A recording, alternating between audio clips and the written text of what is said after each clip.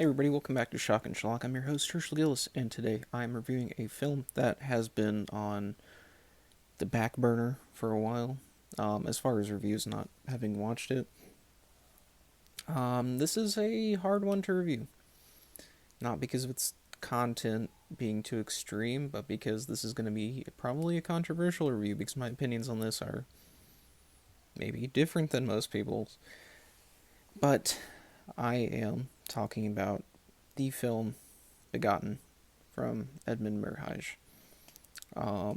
Sort of an infamous film in a lot of ways, but I've got some thoughts on it. Well, first off, film's from 1989. It's shot in a strange black and white style.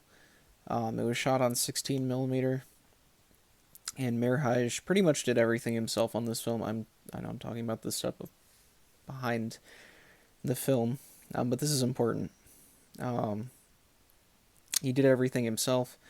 It was originally intended to be a stage play, but he realized that it wasn't like he didn't have the funds to do so because his stage play was very elaborate with like a musical accompaniment and multiple actors and this whole thing. So instead, he filmed this on a low budget on 16 millimeter, and he used like some reverse camera style. I forgot what it's called. I'm sorry. I'll look it up later. Um, but it makes it this really odd, like it adds like a weird film grain, and he also edited the film by hand, and like scratched it and all this stuff to make it look old. Um, this is a film known for its visual style. If you look at Begotten, I mean, it looks visually incredible.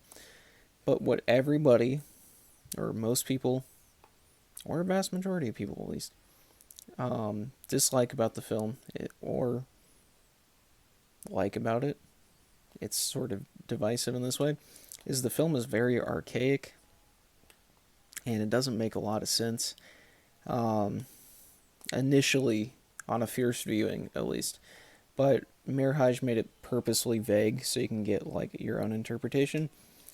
But the film starts out with a character called um, I believe it's just God. Um, so God killing himself that's literally what the character name is in the credits. So it's presumably God. The film opens with that in this like old um, log cabin type of place. He disembowels himself with a straight razor, removes some of his organs, and then from his remains emerges a character titled Mother Earth. So at least the character names do like help with interpretations later on. She yanks the crank of the corpse to impregnate herself. Um, she's then pregnant and gives birth to a character called Son of Earth, who's this like weird, deformed, nasty looking guy. And then they wander around for a while.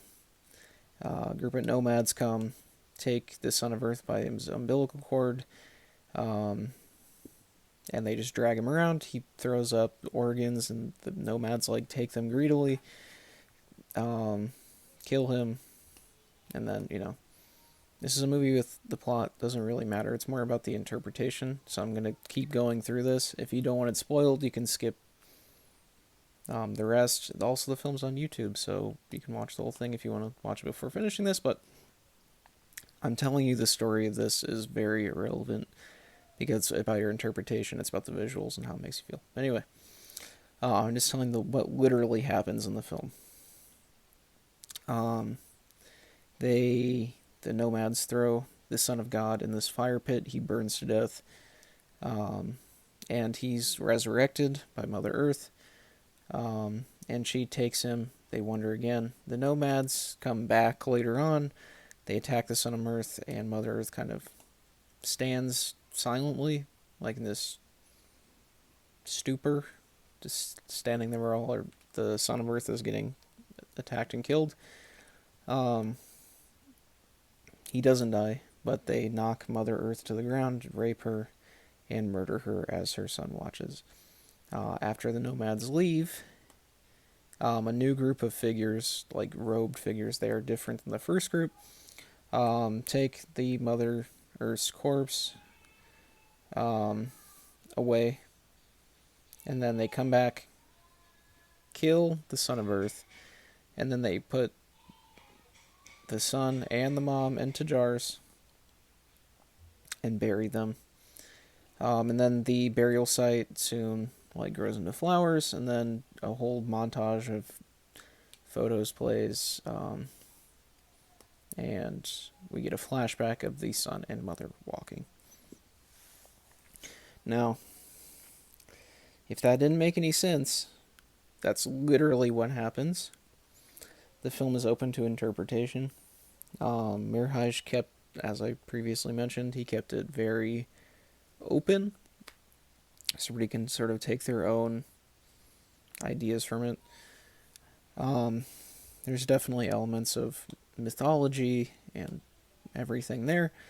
Personally, I think I don't really want to give my thoughts on it because I think you should watch this for yourself and build your own. But I do think it has something to do with nature and mankind's relation to it from the beginning of time and the complicated way that it's dealt with there, and religion. A lot of people that have not seen this are going to strongly dislike this film. A lot of people who have seen it strongly dislike the film.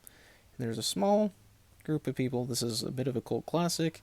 It's pretty well known, obviously. If you're clicking on this video, you probably know what Begotten is. That really love it. I consider myself one of the people that loves it. But it definitely took me a while to enjoy this. This was the third time I went back to watch this.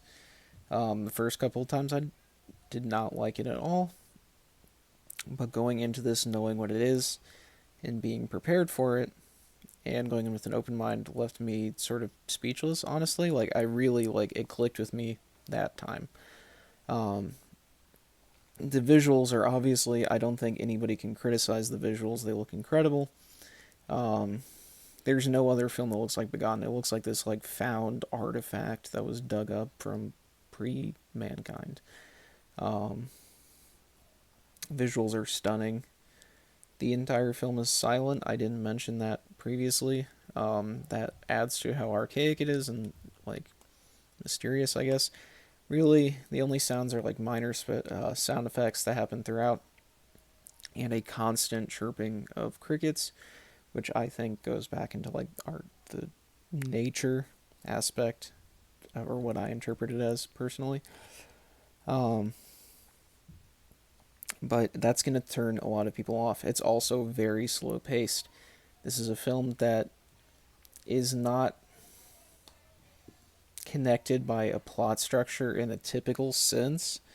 The things that happen, everything is open to interpretation. Everything is it means something else. And I think that's going to turn a lot of people off that haven't seen this. The lack of a traditional narrative is definitely something that it takes getting used to with this. There's no shame in disliking this movie either. I definitely want to say that. I'm probably in the minority that really enjoys this movie. But for me personally, it's very cathartic to watch. It's very calm and calming in tone. Weirdly enough, the beginning is sort of disturbing, I suppose, but there's something very natural, and it feels like sitting in the middle of the woods by yourself, and sort of just taking a breath and taking it in. Yeah, it's just something that I really enjoyed. I enjoyed the slow pace of it, actually. It's not a film that you're watching to be excited, but it's sort of trance-like the way that it puts you if you enjoy it. Just by being slow, you can't move away from the screen.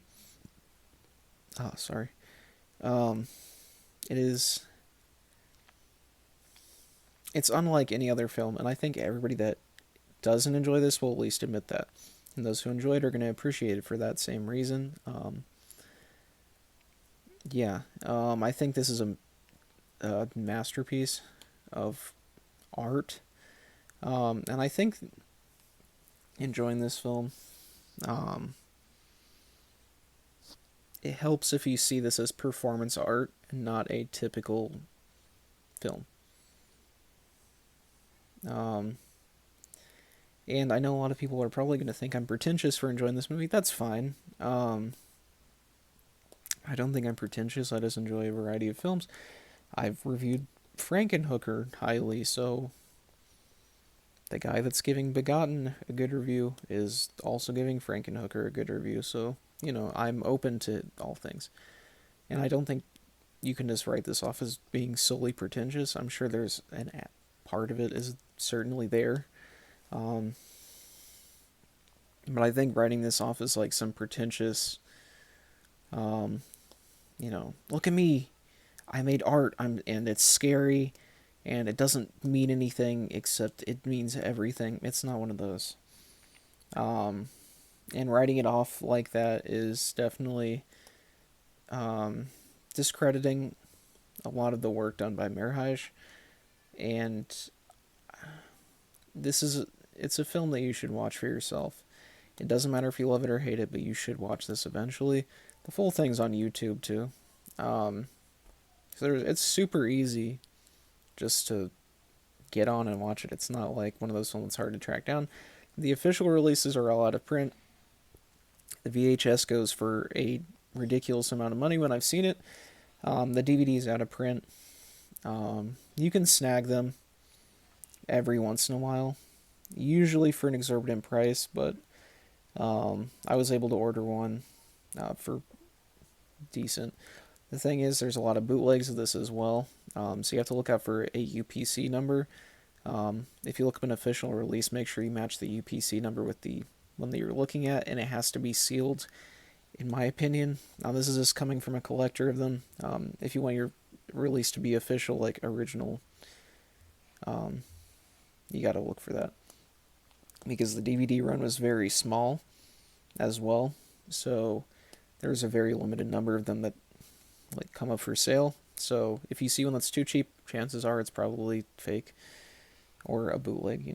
I mean, nothing wrong with bootlegs. I'm just saying if you're a collector and you want an official release, you have to look for that UPC. But even if you don't want an official release or anything, watch the film. It's highly recommended. And I know this is 31 Days of Horror, and it is partially a horror film. The visuals are very uncomfortable a lot of the time. And this is a film that's going to be enjoyed by a lot of the underground community, I think. So, yeah, give it a go. That's my thoughts on Begotten. It took me a while to enjoy it, so if you don't like it the first time, if you want to give it a try later on, give it some time. If you don't enjoy it the second time, there's something that drew me back to it, to keep trying it. But if you don't enjoy the film and you don't think you're going to enjoy it another time, or if there's nothing there that interests you, don't force yourself to watch it. There's no shame in disliking it or liking it. It's not, yeah, it's not for everybody. It's certainly for me. And there's no shame in it not being for you. So, I will say though, just give it a go. See if it's for you, because if it is for you, you're really going to enjoy it. So, that's my thoughts on Begotten. Signing off for today. I'm going to come back tomorrow with another review, obviously. Day 17 of 31 Days of Horror Reviews. I've been your host, Herschel Gillis. 0 thoughts, 0 editing, 0 planning, and 0 brain cells. Logging off for today. Make sure to subscribe if you haven't. Keep your notifications on, and I'll see you tomorrow. Thanks, guys.